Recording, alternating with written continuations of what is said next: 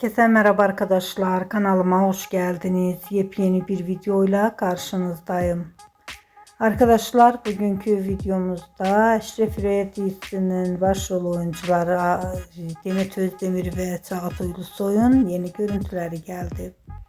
Muhteşem oyuncularımızın bir arada olan kamera arkası görüntülerini sizler için YouTube kanalımda video halinde sunuyorum arkadaşlar.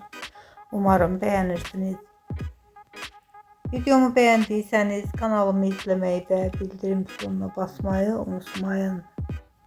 Şimdilik benden bu kadar olsun. Yeni videomuzda görüşmek üzere. Hoşça kalın, sağlıklı kalın, iyi seyirler.